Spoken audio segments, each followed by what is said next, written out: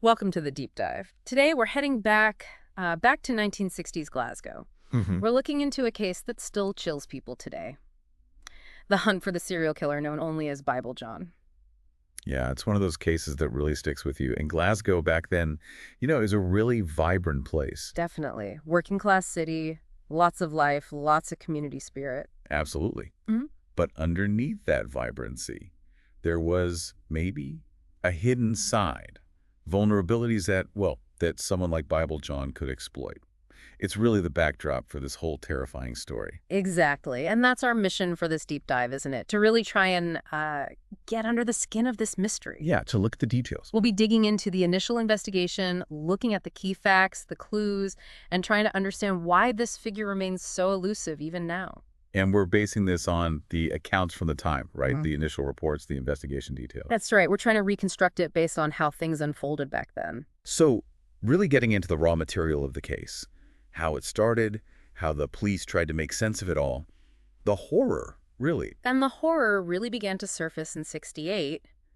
We see the discoveries of three young women, Patricia Docker, Hmm. Jemima McDonald, and Helen Puttick. And the link. All three were last seen having a night out at the Barrowland Ballroom, a famous Glasgow spot, Oh, legendary, yeah. A place for dancing, meeting people. But now, sadly, forever tied to these murders. It makes the Barrowland itself feel almost like a character in the story, doesn't it? Right. A central point where these lives tragically intersected with the killer. It does. The fact they were all last seen there strongly suggests he knew the place, maybe frequented it, or at least targeted people there. And the similarities between the victims are just deeply unsettling. Young women, right? In their 20s. Yeah, all found strangled. And their bodies left in public places, not exactly hidden. No. There's also that one detail you often hear repeated about their faces, described as twisted in terror. Ugh. That detail is just, Yeah. it's incredibly powerful and awful. It says so much about the violence, obviously, but also the fear. Their last moments. It was haunting. Yeah, it suggests it wasn't quick or detached. It felt personal, terrifying for them. But what really made this case stand out, what gave the killer that name, Bible John. was the discovery of Bible verses, somehow connected to the crimes. Right. This wasn't just murder. There was this bizarre, almost theatrical element. The religious quotes, it points to something deeply A disturbing. fractured psyche, maybe. It takes it beyond, a typical murder investigation. It becomes much more complex.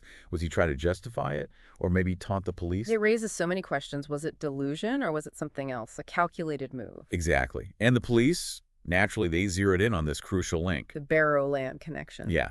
Each victim had reportedly been seen with a man named John there on the night they vanished. So John becomes this central figure, almost a ghost in the investigation. And John is such a common name, which must have been incredibly frustrating. Hugely. But it established a pattern, didn't it? A predator engaging with women in a place they felt safe. It wasn't random. It felt targeted. But even with a common name, witnesses did give some consistent details about this John. Okay, what do they say? Generally described as tall, dark-haired, and having like a sharp manner, almost cold. That's what investigators were working with. And you have to remember, this is the 60s. Those details, even if they seem a bit broad to us now, would have been something concrete for the police back then. Anything helps in those early stages. Any little thread. Absolutely. Every witness statement, vital. And then there's the religious angle again. This John wasn't just called Bible John later. Apparently, he actually quoted Bible verses to the women. Really. During his interactions with them. Yes. Specifically, the book of Proverbs was mentioned. Proverbs, wow. That's chilling. It suggests these weren't just random comments, They felt deliberate. Twisted, but deliberate. Proverbs deals with wisdom, morality, discipline. For a killer to use those verses, it suggests a complete disconnect, maybe, or a work justification for what he was about to do. A terrifying kind of irony. You wonder what specific verses, don't you? And why? Those are the questions that just hang over this case. And then he was gone. Just vanished. Yeah. After Helen Puttick, the third victim, nothing. The leads dried up. The descriptions, consistent as they were on some points, weren't enough for an ID. He just seemed to disappear. That abrupt stop is one of the most baffling parts. Did he die? Did he leave the city, leave the country even? Or was he caught for something else, maybe unrelated? Or did he just stop and melt back into a normal life somewhere? It's the silence afterwards that's so loud. in a way. Which leads us right back to the mystery. Who was Bible John? What happened to him? The theories are all over the place, aren't they? Yeah, you hear about maybe a preacher type, someone obsessed with a really warped view of Scripture. Mm-hmm. Or maybe the opposite, someone really isolated, a loner, whose inner demons came out in this horrific way. But the truth is, we just don't know. It's still unsolved. And the fact that it remains unsolved after all this time, it really highlights the challenges they faced back then.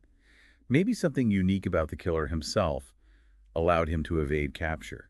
The theories try to give us an explanation, don't they? We need to understand the why. Even if the why is deeply disturbing. So this is where we want to bring you in. What do you think?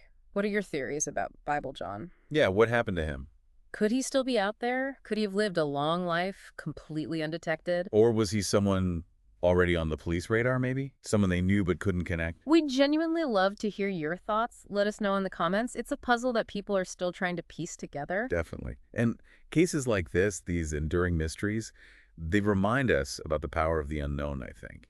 Sharing perspectives, considering the details, it's all part of trying to understand, trying to shed some light, Yeah. even decades later. It's a truly chilling story, one of Scotland's deepest, darkest mysteries. Thanks for joining us for this deep dive.